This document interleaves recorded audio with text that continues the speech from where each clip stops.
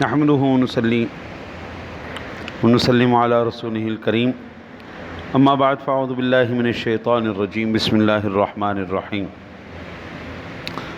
سامعین عزیز والاحترام والاحتشام، آج ہم نے سورہ حج سے تلاوت کرنے کی سعادت حاصل کی ہے جی۔ سورہ حج ترتیب نزولی کے لحاظ سے 104 نمبر پر ہے، اور ترتیب مصحفی کے اعتبار سے یعنی قرآن پاک کی ترتیب کے حساب سے 22 نمبر کی یہ سورہ مبارکہ ہے۔ نسبت کے لحاظ سے یہ سورہ مبارکہ مدنی ہے، 10 رکوع ہیں، 78 آیات مقدسات ہیں۔ 17ویں پارے میں یہ سورہ مبارکہ موجود ہے جی۔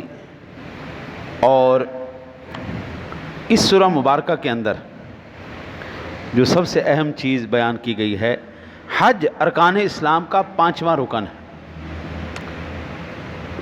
اور اس سورہ مبارکہ میں حضرت ابراہیم علیہ السلام کی زبانی لوگوں پر حج کی فرضیت کا اعلان کا ذکر کیا گیا ہے۔ اسی مناسبت سے اس سورہ مبارکہ کا نام سورہ حج رکھا گیا۔ سورہ حج کا آغاز قیامت کی ایسی ہولناک بیان سے شروع ہوا ہے کہ دل دہل کر رہ جائیں، جسم پر کپ کپی طاری ہو جائے۔ اس سورہ مبارکہ میں ایک انسانی رویے کو بیان کرتے ہوئے فرمایا کہ کچھ لوگ ایسے ہیں کہ دنیاوی فائدہ حاصل ہو تو عبادت اور دین پر جمے رہتے ہیں، اور اگر قربانی آزمائش ان پر آ جائے، ان کا سامنا کرنا پڑے تو فوراً دڑکی لگا جاتے ہیں۔ میٹھا ہپ ہپ کوڑا تھو تھو، ہاں جی، موجاں تو ماریاں، دین پیسہ دے رہا ہے، نوٹ دے رہا ہے، ٹھیک ہے، آ جاؤ، بڑا اچھا جی، بڑا اچھا جی۔ اور یہ ساری چیزیں آزمائش میں آ جائیں تو چھڈو جی، مولوی تو ایویں ہی ہوتے ہیں، چھڈو جی، کاروبار کرو جی، این کرو جی۔ گویا انہوں نے دین کو کرنسی سمجھ رکھا ہے، جس کا کھرا یا کھوٹا ہونے کا فیصلہ وہ دنیاوی نفع اور نقصان کے اعتبار سے کرتے ہیں۔ دنیا کا فائدہ ہے تو دین فائدہ مند ہے، دنیا کا نقصان ہے اگر دنیاوی فائدہ نہیں ہے تو وہ جناب دین خراب ہے۔ سورہ حج کا زمانہ نزول وہ دور تھا جب اسلامی تحریک ایک نئے احساس دور میں داخل ہو رہی تھی۔ 13 سال کی محنت اور اس کے جواب میں ہونے والے ظلم و ستم اور مکہ سے اخراج و قتل کے منصوبے کے بعد مدینہ منورہ میں ایک ٹھکانہ فراہم ہو رہا تھا جہاں اسلامی ریاست کی بنیادیں پڑ رہی تھیں۔ اس سورہ مبارکہ میں جا بجا مسلمان قیادت اور قریشی کی قیادت کے مابین تقابل پیش کیا گیا ہے۔ قریش کے متکبر قیادت حضرت ابراہیم علیہ السلام کی میراث کھو چکی تھی، توحید کے بجائے شرک اور آخرت پر یقین کی بجائے شک میں مبتلا ہو چکی تھی، نماز، طواف، حج میں بدعتوں کو جگہ دے چکی تھی، حلال و حرام کے خود ساختہ قوانین بنا کر اللہ کی حاکمیت کو چیلنج کر رہی تھی۔ اس سب کے باوجود خانہ کعبہ کے متولی کسٹوڈین بھی تھے، اور ان کے ساکھ اور معیشت کا انحصار اسی مرتبہ پر تھا۔ دراصل قریشی قیادت ان پیرزادوں پر مشتمل تھی جن کے اندر نہ خوف خدا تھا اور نہ ہی خوف آخرت۔ ان تمام باتوں کے باوجود وہ کسی عقلی یا نقلی دلیل کے بغیر محض تکبر کی بنا پر رسول اللہ صلی اللہ علیہ وسلم سے بحث و تکرار کر رہی تھی۔ چنانچہ اس سورہ مبارکہ میں قریش کے خلاف فرد جرم چارج شیٹ عائد کر کے خانہ کعبہ کی تولیت سے معزول بھی کیا گیا، اور مسلمانوں کو ان کے خلاف جہاد و قتال کا جواز بھی پیش کیا گیا۔ آج جو ہمارے حالات ہو چکے ہیں نا جی، جو پیرزادوں نے، جو بڑوں نے، انہوں نے برباد کر کے رکھ دیا۔ جو جتنا بڑا جاہل ہوگا اتنا بڑا پیر ہوگا، جو جتنا بڑا فراڈیا ہوگا اتنا بڑا مولوی ہوگا، جو جتنا بڑا لچا ہوگا اس کا اتنا بڑا مدرسہ ہوگا۔ کیڑی سائڈوں پہ چل رہے ہیں یار، وہی چیزیں وہی بدعات کو انہوں نے دین کے اندر داخل کر کے رکھ دیا، وہ برباد کر کے رکھ دیا۔ یہ جو وہ کیا بنے بیٹھے ہیں، گدی نشین بنے بیٹھے ہیں، اور جو سجادے نشین بنے بیٹھے ہیں، بیڑا غرق کر کے رکھ دیا، دین کا چہرہ بگاڑ کے رکھ دیا۔ اور انشاءاللہ اب یہ حضور کے غلاموں کا دور آ رہا ہے، انشاءاللہ آئے گا، حضور کے صدقے آئے گا، اور امام مہدی تو لے کے آئیں گے نا، یہ سب جناب پیرزادیاں دی ٹھکائی ہونی ٹھا ٹھا چلو بھائی دڑکی لگاؤ اتھوں. جس طرح میرے نبی نے وہ تمام قریش مکہ جتنے بھی کفار سردار تھے جنہوں نے بدعات کو رائج کیا تھا اور وہاں پر پورے جو دین ابراہیمی کا نقشہ انہوں نے بگیڑ کے رکھ دیا تھا، اللہ کے حبیب نے وہ نقشہ دوبارہ بحال کیا ہے. انشاءاللہ حضور کے غلام میرے نبی کا دین دوبارہ وہ سیدھا کر کے رکھیں گے انشاءاللہ. سورہ مومنون کی ہم نے تلاوت اگلی شروع کی ہے جی. سماعت کرنے کا آپ نے شرف حاصل کیا. نسبت کے لحاظ سے یہ مکی ہے، ترتیب نزولی کے لحاظ سے 74 نمبر پر اور ترتیب مصحفی کے اعتبار سے یہ 23 نمبر پر ہے. 118 آیات مقدسات 6 رکوع ہیں اس کے، اور 18ویں پارے کے اندر یہ سورہ مبارکہ ہے جی.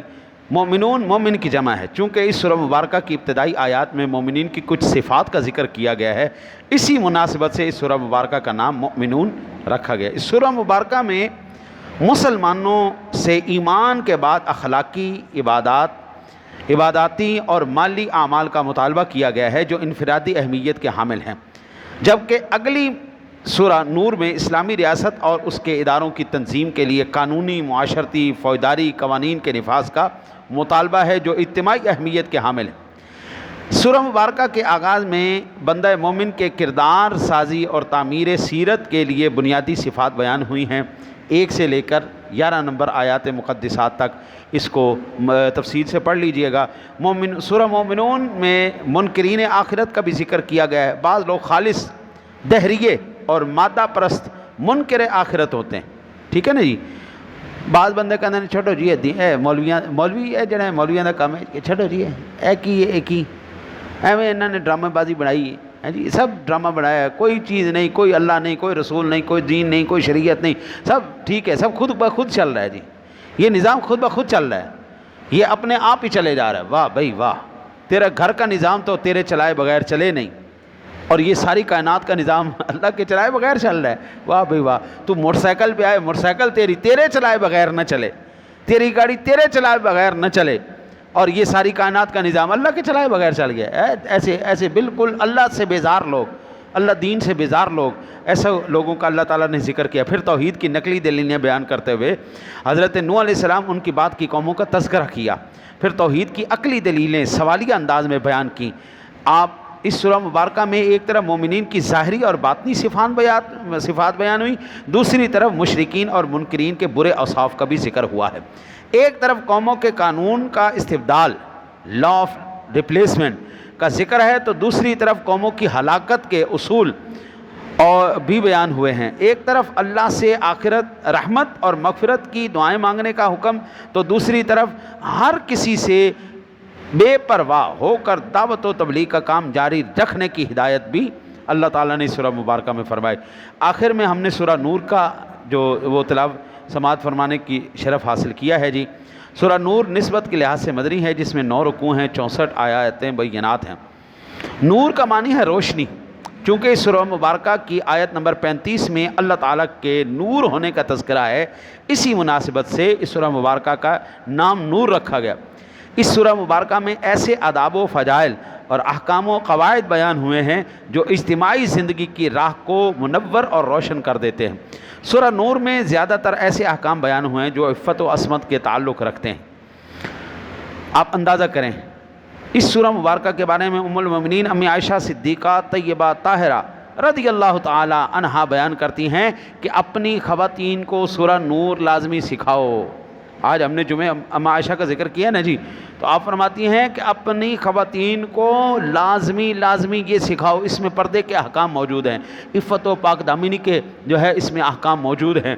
آپ اندازہ کریں یہ جو آج یہ موم بتی آنٹی مافیا ہے نا جی، آنٹی موم بتی مافیا، یہ سارا کا سارا ان کو یہ لازمی پڑھانا، یہ مادر پیدر آزاد لوگ ہیں، مشینی چوچیاں ہیں، چوچیاں مشینی، ان کو کیا پتا کہ ہماری جیسی، خدا کی قسم میری ماں جیسی، میری بیٹی جیسی، میری بہن جیسی جو پردہ کرتی ہے اس کی جوتیوں جیسی نہیں ہے. یہ چوڑیاں انگریز دیاں ٹٹواں، یہ کیا لوگ ہیں؟ یہ لوگ ہماری گھر کی خواتین کا مقابلہ کریں گے. رب کعبہ کی قسم ہے، ہماری مائیں بہنیں جن وہ دوپٹوں سے اپنے سروں کو ڈھانپتی ہیں، یہ ان کی اوقات نہیں ہے، یہ اس دوپٹے جتنی ان کی اوقات نہیں ہے. یہ تو کھلونا بنی ہوئی ہیں ان کے اندر، انگریزوں کا چوڑوں کا کھلونا بنی ہوئی ہیں، انہی کی زبان بولتی ہیں، انہی کے پھر کبھی ان کی موت دیکھا کرو، کبھی ان کی آخرت دیکھیں، اور کس طرح اللہ تعالیٰ ذلیل و رسوا کر کے ان کو مارتا ہے۔ خدا کی قسم ہماری مائیں، ہماری دادیاں، ہماری نانیاں کس طرح عزت کے ساتھ اس دنیا سے رخصت ہوئی ہیں، ایمان کو سلامت لے کر، ان کی عزتیں، اس کی عصمتیں، انہوں نے ہر ایک چیز کو جناب محفوظ رکھا ہے۔ اللہ نے پھر ان کی لاجیں رکھی ہیں، وہ گئی دنیا سے گئی ہیں تو پتہ چلتا تھا کہ کوئی ایمان والی اس دنیا سے جا رہی ہے، اور یہ مر جائیں تو جس طرح ہم کتا اٹھا کے نہیں پھینک دیتے، ان کی یہ اوقات ہوتی، چوکے چھوٹو انہوں کوڑے دے ہوتے ہیں کہ کس کے پیچھے کس کے چل پڑی ہیں۔ وہ اسلام جس نے ان کو عزت دی ہے، جن کو ان کو مقام دیا ہے، جس اسلام نے ماں بہن بیٹی کی تمیز سکھائی ہے، یہ وہ اسلام چھوڑ کر کسی اور کی طرف جا کر وہاں سے سیکھنا چاہتی ہیں، کبھی نہیں ہو سکتا۔ اس لیے اپنی ماؤں بہنوں بیٹیوں کو سورہ نور لازمی سکھاؤ، لازمی۔ ہم عائشہ کہتی ہیں کہ خواتین کو سکھانے کی خاص تاکید فرماتی تھی کہ یہ سورہ نور سکھاؤ، اور رسول اللہ صلی اللہ علیہ وسلم نے ارشاد فرمایا کہ اپنے مردوں کو سورہ مائدہ اور اپنی عورتوں کو سورہ نور سکھاؤ۔ چنانچہ اس سورہ مبارکہ میں زنا کرنے، پاک دامن عورتوں پر تہمت لگانے، اور سزا، ان کی سزا کا بیان کیا گیا ہے، تہمت لگانے والوں کی سزا کا بیان کیا گیا ہے، گھروں میں داخل ہونے، بیڈ روم میں داخل ہونے کے احکامات بیان کیے گئے ہیں، زیب و زینت اور زیور کے احکام، اجتماعی، فوجداری، عائلی، معاشرتی احکام سمیت ام المؤمنین سیدہ طیبہ طاہرہ ام المؤمنین امی عائشہ صدیقہ رضی اللہ تعالی عنہا تیری میری اماں جان پر لگائے گئے الزام کے اللہ تعالیٰ نے بدلے میں 18 اس سورہ مبارکہ کی آیات نازل کی ہیں۔ قیامت تک تیری میری ماں امی عائشہ صدیقہ طیبہ طاہرہ سچے باپ کی سچی بیٹی کی پاک دامنی کی طہارت کی گواہیاں قرآن دیتا رہے گا۔ جس بھی بے ایمان نے ایک دفعہ بکواس کی تھی، اماں جی پہ ایک دفعہ تہمت لگائی تھی، اب قیامت تک کائنات کی زبانیں نکارہ خدا بجتا رہے گا، بڑھتا رہے گا، عائشہ پاک دامن تھی، عائشہ پاک دامن تھی، عائشہ پاک دامن۔ قرآن کا نکارہ بجتا رہے گا قیامت کی دیواروں تک، وہ بولتے رہیں گے جنہوں نے بکواس کی مر گئے، مٹ گئے، ختم ہو گئے، نابود ہو گئے، ان کا نام و نشان ختم ہو گیا، میرے ماں کی پاک دامنی آج بھی بیان کی جا رہی ہے۔ منافقین نے جو الزامات لگائے تھے اس کی تردید کی گئی، اور لگانے والوں کے لیے عذاب عظیم کی وعید اور فتح مکہ کی خوشخبری دی گئی۔ سورہ نور کی پہلی ہی آیت میں یہ بات سمجھا دی گئی ہے کہ یہ احکام محض سفارشات نہیں بلکہ فرض احکام ہیں۔ یہ صرف یہ نہ سننا کہ بس سن لیا تو بس کان سے نکال دیا، نہیں، ان پر عمل بھی کرنا ہے، ان کو رائج بھی کروانا ہے، اور یہ آپ کریں گے خدا کی قسم۔ دیکھیں نا جی معاشرے کے اندر زنا کیوں بڑھتا جا رہا ہے؟ زانی کو سزا ہی کوئی نہیں جی۔ جو شادی شدہ زنا کرتے ہیں چوکچ کھڑک کر کے انہوں نے وٹے مار مار کے مار دو، سنسار کرو ان کو، کیوں نہیں کرتے؟ جو بالکل وہ چھوٹوں کے ساتھ زیادتی کرتے ہیں ان کو یہاں پہ کھڑا کر کے ان کو لٹکا دیا جائے، پھانسی دو، کوڑے لگاؤ ان کو۔ جنہوں نے تہمت لگائی، ہر کوئی منہ اٹھا کے تہمتیں لگا دیتا ہے، ہر کوئی منہ اٹھا کے بیان کرنا شروع کر دیتا ہے، جس کا دل کرتا ہے وہ ازواج مطہرات پر بھونکنا شروع کر دیتا ہے، صحابہ پر بھونکنا شروع۔ ایسے لوگوں کو کوڑے لگائے جائیں، ایسے لوگوں کی زبانوں پر تالے لگائے جائیں کہ اگر کھولنی ہے تو عظمت میں کھولو، ان کی شان میں کھولو، ان کے فضائل بیان کرو۔ یار جن لوگوں نے اپنا گھر بار اسلام کی خاطر قربان کر دیا ہے، وہ ان کے خلاف یہ بکواس کریں، ان کو کیا پتہ؟ اور اس لیے میں کہتا ہوں کہ قرآن پاک نے جو نظام ہمیں دیا ہے نا، رب کعبہ کی قسم ہے، ایسا نظام ہے کہ معاشرے کے اندر جرم کی جیم بھی ختم ہو جائے گی، اتنا شاندار نظام ہے۔ اللہ سے دعا ہے اللہ آپ کو مجھے عمل کی توفیق نصیب فرمائے۔ اللہم صلی علی سیدنا و مولانا